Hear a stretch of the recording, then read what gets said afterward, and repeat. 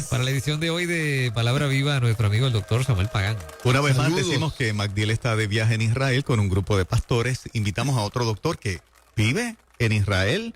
6 meses, Samuel. 6 allá. meses allá y seis seis meses meses en acá. la Tierra Santa y 6 meses en la Tierra Prometida. Estoy, mira, consagrado todo el tiempo. Yo vivo en Jerusalén y en Orlando vivo cerca de Holy Land.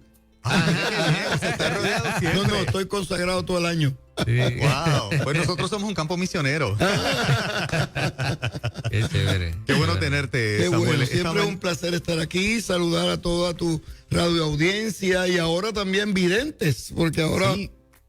voy por la radio y me mandan Leví, me mandan notas y realmente mi gusto es estar aquí en las mañanas con ustedes para hablar de estos temas que nos ocupan, que nos preocupan, que nos desafían, que nos entusiasman, todos estos temas buenos. Así es, el doctor Samuel Pagán es un boricua que se ha destacado en el mundo, es un teólogo, Qué ha bueno. escrito unos cuantos libros, enseña en la universidad allí de Jerusalén. Soy el decano también. del Centro de Estudios Bíblicos de Jerusalén. Ahí está. Oye, como llegan los ibaritos boricuas. Oye, ¿De, Wow. de qué pueblo, Samuel, eres tú? De San Juan. De San Juan, tú eres Yo de vengo la de La Loza. De la Loza. Para que sepa que me crié acá. Ok. Fui a Nueva York, pero fui a Nueva York después. Te pedí que nos trajeses un tema acerca de Jesús. Me habías mencionado que como viene Semana Santa por ahí. Claro, mira. Me ibas a hablar bien, un perfil bien chévere. Mira, de podemos Jesús. tener este diálogo y saludar a toda la gente en estos días voy a hablar, saco un nuevo libro a final de este año sobre las parábolas Ok. de Jesús. Que yo sea de paso, por alguna razón u otra no muy lógica, cada vez los pastores y las predicadoras y las personas que están en el mundo de la comunicación evangélica predican menos y menos de las parábolas. Yo sospecho que el asunto de la comprensión, hay algunas parábolas que el sembrador salió a sembrar, pues no es que digamos que sea muy difícil, el padre perdonador, que es el nuevo título de la parábola del hijo pródigo. Oh. ¿Oh, sí? Sí, porque estaban perdidos tan uno como el otro. La virtud no está en el hijo que vuelve, que es una bendición, sino en el padre que los perdona a los dos. Exacto. Ya está. Wow. Bueno, entonces yo lindo. sospecho que por ahí venga la cosa. Entonces, estoy preparando un nuevo libro para estudiar todas las parábolas, que dependiendo de cómo uno las defina, son 42 o con algunos dichos parabólicos hasta 60. Entonces, las hemos catalogado en tipos de parábolas, parábolas del reino, parábolas de los ciudadanos del reino, parábolas de las dificultades que tiene el reino y parábolas de los valores y de los principios que el reino afirma. Entonces ya uno cuando ve una cosa así, se da cuenta que no fue algo improvisado de Jesús de Nazaret, que no tenía que hablar. No, había un marco adecuado a las parábolas. Entonces, preparando eso, descubrimos que el conato original de los evangelios tiene unos cuantos carriles, narraciones de milagros. Entonces uno descubre que en las narraciones de milagros, todos los que recibieron milagros, no la mayoría, todos los que recibieron milagros, junto al milagro, recibieron el poder de valerse por sí mismos. Wow. Interesante esto. Entonces uno dice, caramba, milagro, pero hay una enseñanza adicional. Yo he comentado, Sí. porque estamos promoviendo una campaña evangelística este sábado con el evangelista Joseph Vargas, se llama Milagro Fest. Muy bien. Es un muchacho que, verdad, así como fue con Gille, pues Dios le ha dado el don de orar Gracias. por los enfermos para ser sanados. Y a mí se me ocurre con lo que he leído la Biblia decir que Jesús sanaba sin poner como condición que el que iba a recibir el beneficio de la sanidad lo aceptara como Señor y Salvador. Es una manifestación de misericordia. ¿Es así? Sí, yo sé. Lo leíste bien. Ok. Lo leíste bien. Lo leíste bien. Son manifestaciones Esta- de misericordia esta parte del divina. carácter de Jesús, Claro. donde nos da beneficios, bendiciones, un acto tan hermoso como es la sanidad, sin condicionarlo a que acéptame como el Mesías, No, como no. el Hijo de Dios. ¿No? Sí, es el encuentro con lo eterno. El tiempo y la eternidad se encuentran y cuando se encuentran echan chispa. Ok. Entonces, al echar chispa, Ajá. el que necesitaba sanidad es sanado. el que necesitaba liberación es liberado. Pero escuchen esto. Sanó todos los enfermos que se encontró. Sí. Todos los cautivos los liberó.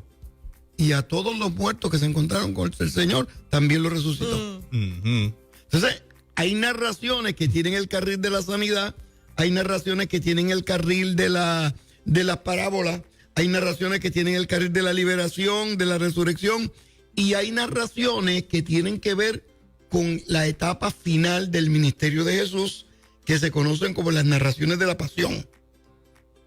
Entonces, esas narraciones de la pasión, o sea, uno puede estudiar los evangelios, bueno, Mateo 1, 2, 3, Marcos 1, 2, es que eso se llama la forma canónica. Uno puede estudiar los evangelios también de forma temática. Vamos a estudiar los yo soy de Jesús. O vamos a estudiar los sermones en el monte. O vamos a estudiar las oraciones, temáticamente hablando. Pero ahora yo estoy proponiendo en este libro de Jesús de Nazaret, que escribí hace 2 años, 3 años, y en el libro ahora que tengo nuevo de Parábolas de Jesús, estoy proponiendo que otra forma de estudiar a Jesús es las narraciones del nacimiento, Herodes, la estrella, los magos, Simeón, los pastores, todas esas narraciones del nacimiento, narraciones de su ministerio en la Galilea y en Jerusalén, que tienen que ver enseñanzas, milagros de sanidad, de liberación, resurrección y milagros sobre la naturaleza. Pero el tercer tipo de narración es las narraciones sobre la pasión. Entonces, en la pasión uno puede dividirlo en 3 áreas. Vamos a ver. Anuncios antes de la pasión. Ok. La pasión propiamente dicho. Y la resurrección, que tiene que ver con el acto de la resurrección y las implicaciones de la resurrección. Okay. Que vamos a suponer que los pastores estén preparándose para su programa y las pastoras, los predicadores para los programas de Semana Santa, pues pueden poner estas semanas antes de la Semana Santa, yo les voy a hablar de las enseñanzas de la resurrección. O les voy a hablar de las enseñanzas de las narraciones de la pasión. Y les voy a dar un ejemplo concreto ahora. Okay. O les voy a hablar de cómo el Señor había dicho. Recuerdan cuando estaba en el norte, estaba en Banias, en Cesarea de Filipo, que dice que le es necesario ir a Jerusalén, que afirmó su rostro. Es una expresión que solamente aparece ahí en la Biblia. Afirmar su rostro es ponerse la falda en su sitio y ponerse los pantalones en su sitio. Ahora es que van a saber quién soy yo. Y afirmó su rostro para ir a Jerusalén. Pedro le dice, el Señor dice, me toca ir a Jerusalén, y Pedro le contesta que tal cosa, interesante esto, no nos acontezca. No estaba preocupado por el Señor, por lo que le podía ocurrir a él, y ahí es donde el Señor le dice lo más fuerte que el Señor tiene a persona alguna, se lo dice nada menos que a Pedro, apártate de mí, Satanás. O sea que Pedro recibió, ¿verdad?, el perdón, pero la reprimenda. Pero esas enseñanzas tienen valores importantes. Por ejemplo, todo lo que sabíamos de las crucifixiones era por literatura. Nosotros no teníamos ninguna película de resurrección.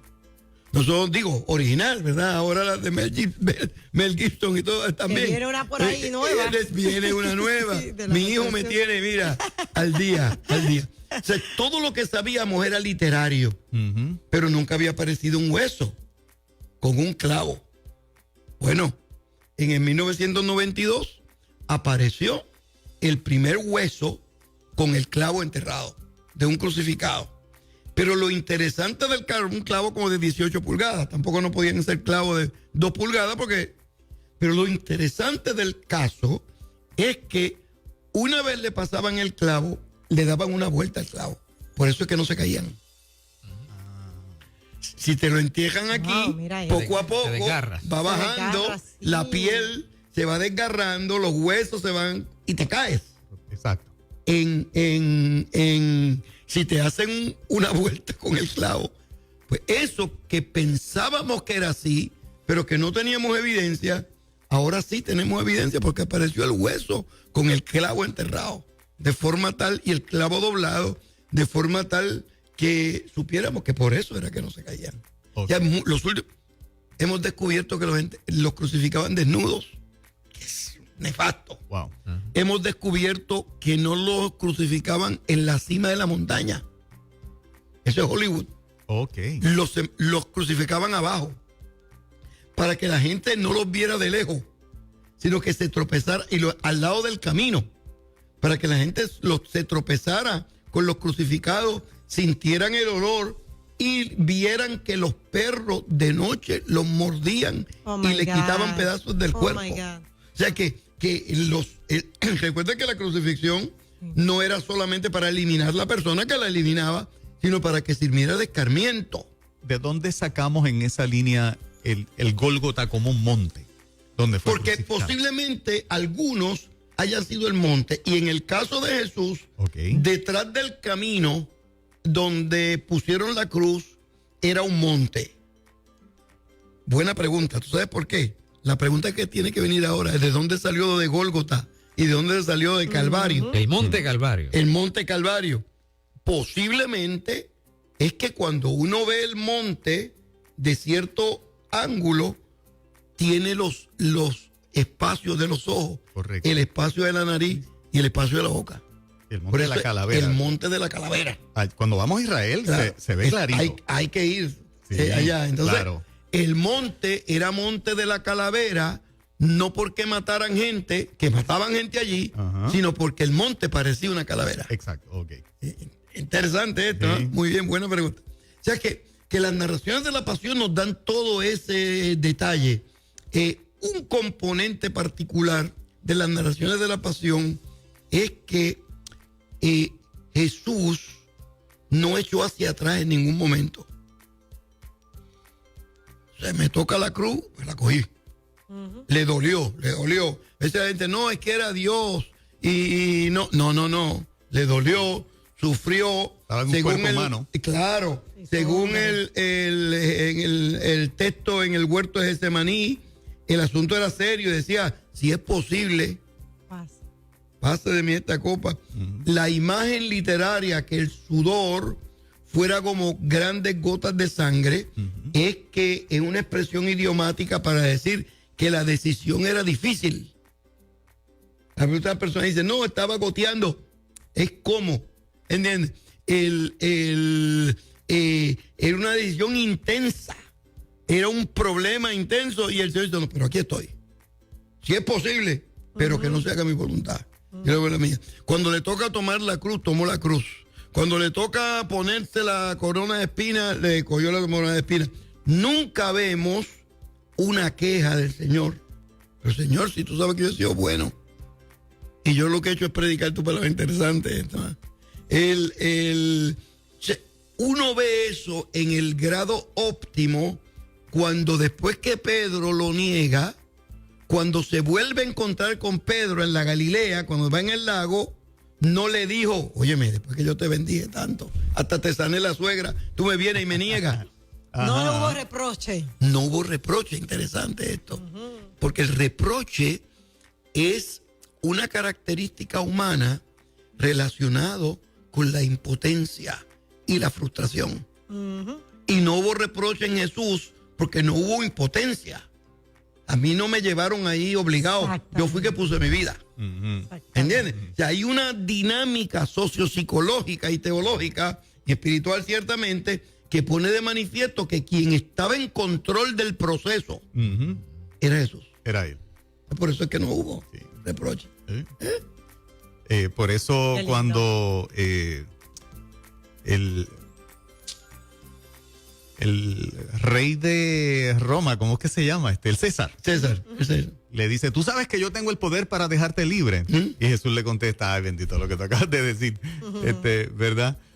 Tú tienes el poder que mi padre te concede tener, ¿verdad? Por esa línea.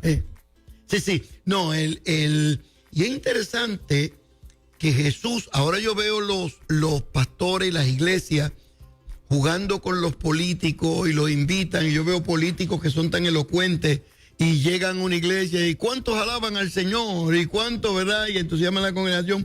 Jesús siempre estuvo lo suficientemente cerca para saber lo que pasaba no era ignorante de lo que pasaba, Ajá. pero lo suficientemente lejos para tener la capacidad de criticarlos. Y el caso óptimo, quizá el mejor, es cuando Herodes hace los milagros y le traen la moneda, entonces el César lo que es del César, Dios lo que es de Dios. Entonces le hablan de Herodes y el Señor le dice, díganle a esa zorra, Sí. el estado actual de la investigación sobre Jesús es que posiblemente esa expresión fue la que le ganó la muerte.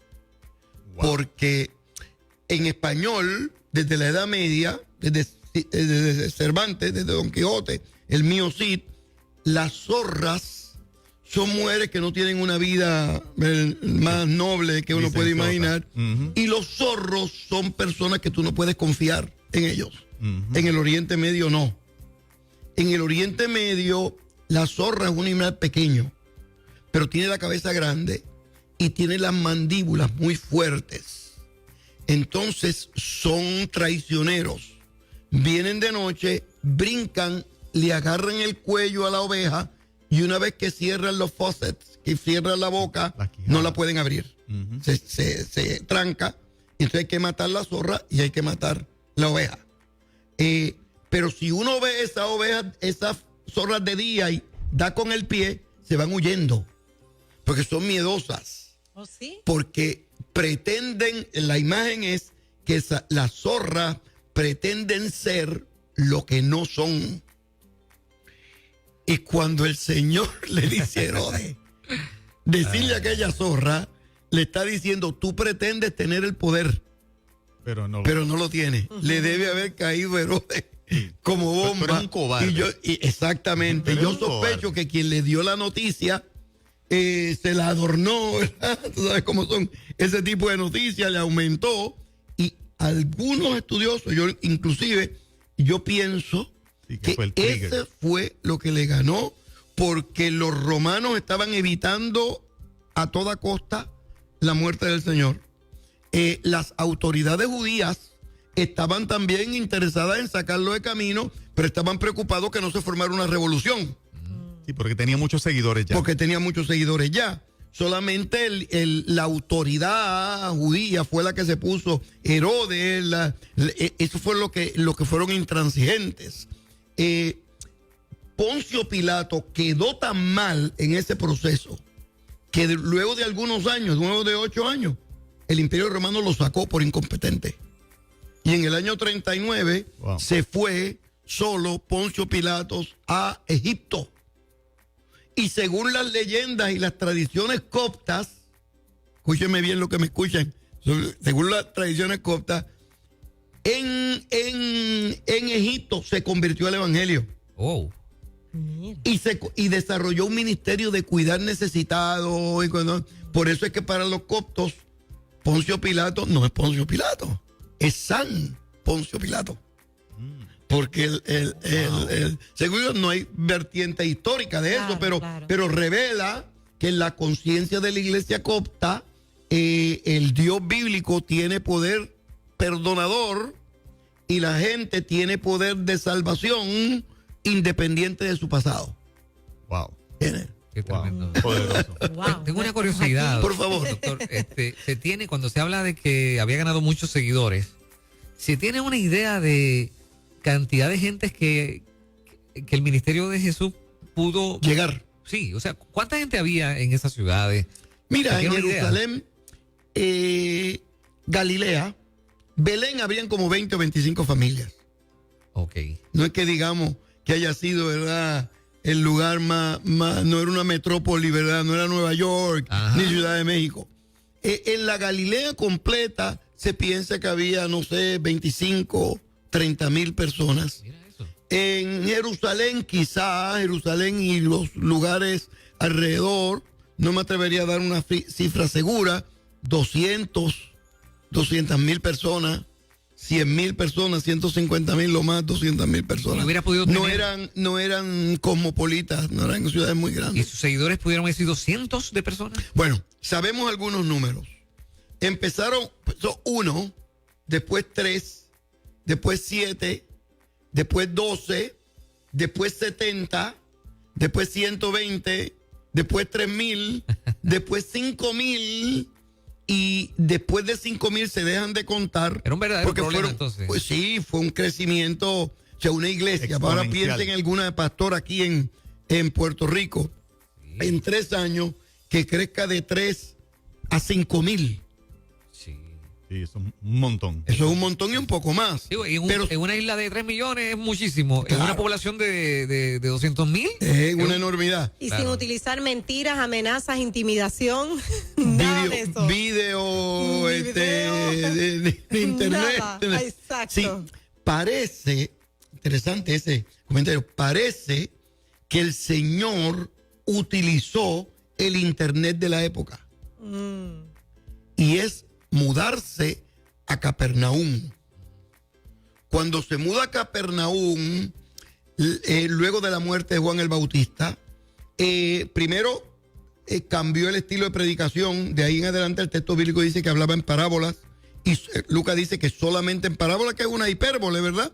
Pero lo que quiere decir es que de ahí en adelante la parábola jugó un papel protagónico para que ella, que era judía y lo seguía, pudiera entender, pero el otro, que no era judío, que estaba persiguiendo, no pudiera entenderlo. Se muda a Capernaum porque allí estaban los judíos prominentes, los rabinos prominentes de su época. Y Jesús quiere estar en diálogo con ellos. Y porque en Capernaum se daban todas las noticias de la región. Todo el que quería pasar de la actual Turquía a Jerusalén pasaba por Capernaum. Todo lo que quería pasar de Irán, de Irak, el actual Irán, Irak, Jordania,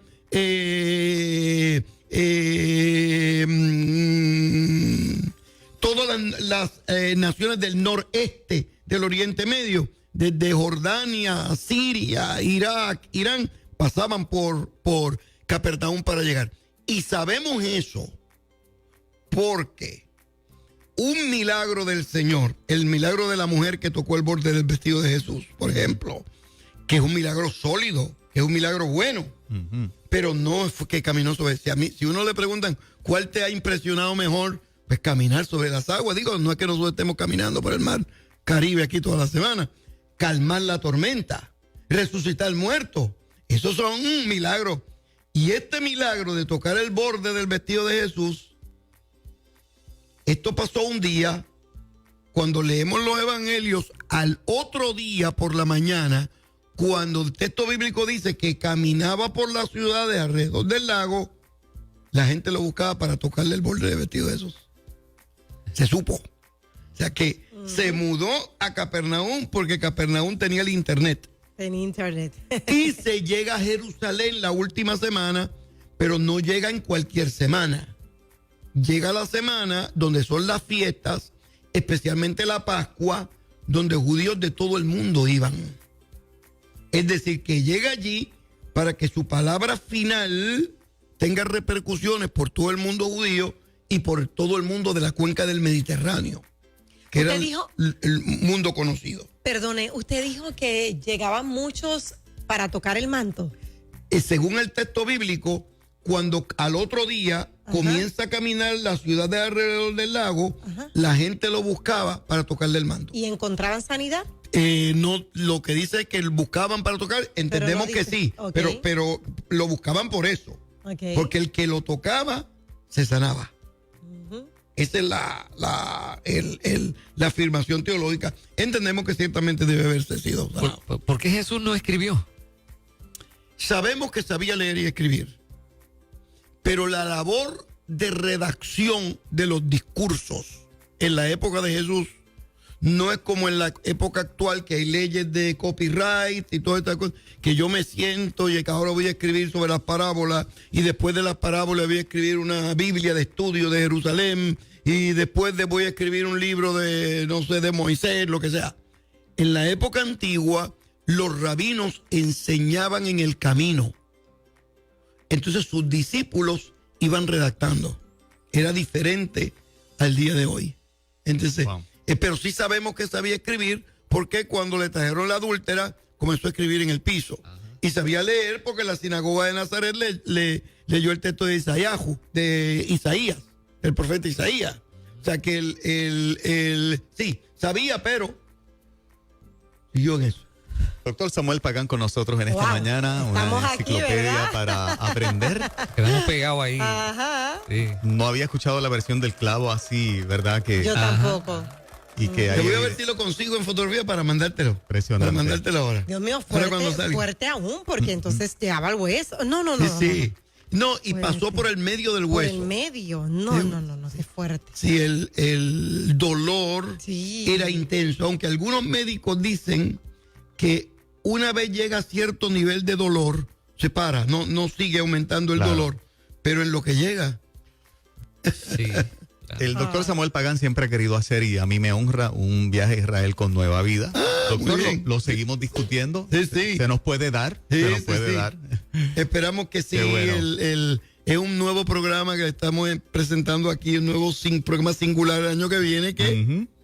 espero que Claro que vayan sí. allá a ver si me pega algo bueno de ustedes. Muy bien. Muy bien. Y Gracias, así una doctor. última palabra. Sí. Los predicadores y las predicadoras para Semana Santa, posiblemente el corazón de todo lo que Jesús enseñó, todo su ministerio, y predicó en todo su ministerio, se revisa en la semana final.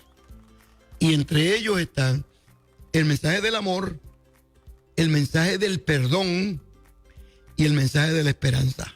Wow. Y esos tres pilares son posiblemente los grandes vectores que unen todas las enseñanzas de Jesús de Nazaret, que se ponen en nivel óptimo la semana final.